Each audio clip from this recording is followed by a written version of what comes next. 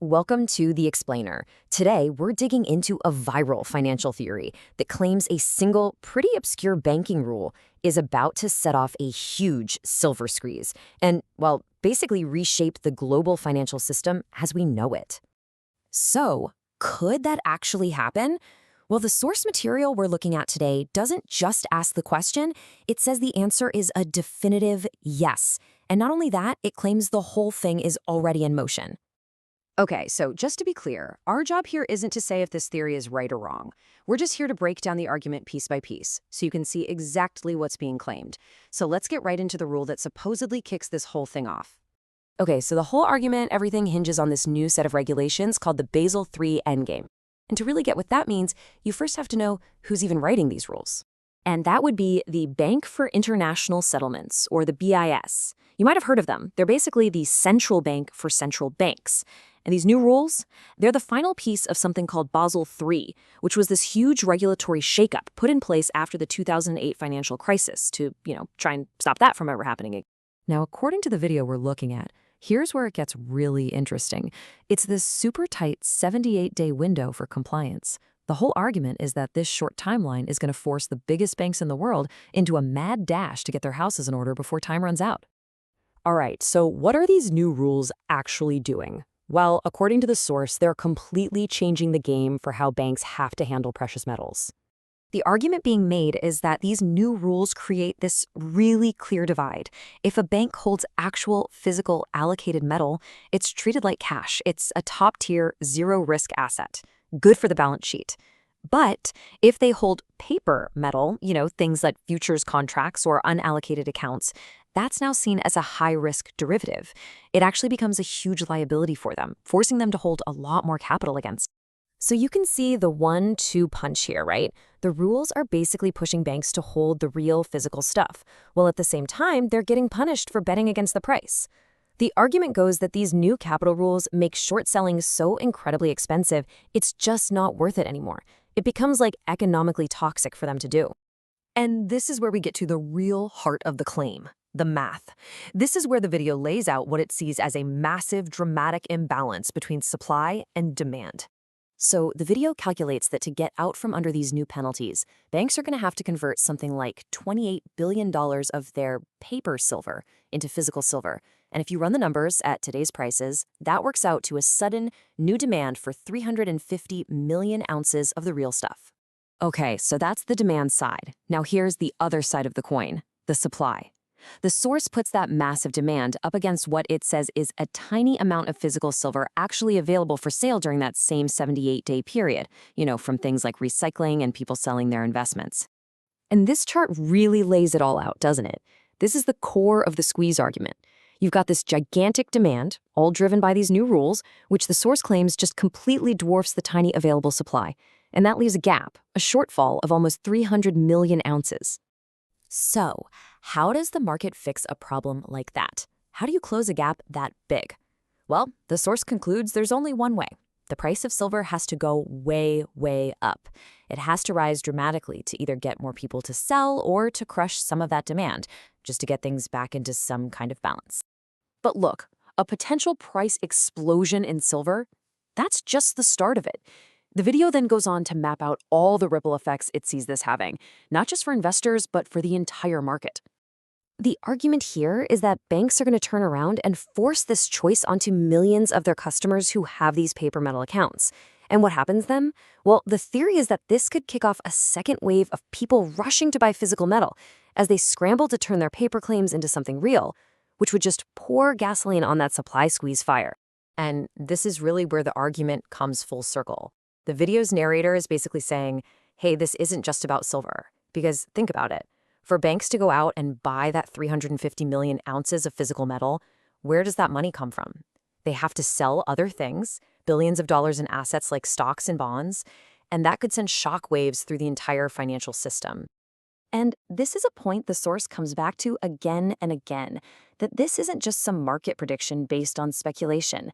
This is about a mandatory, top-down regulatory event. It's something banks don't have a choice about. They have to comply. So, when you boil it all down, the entire theory really comes back to this one question.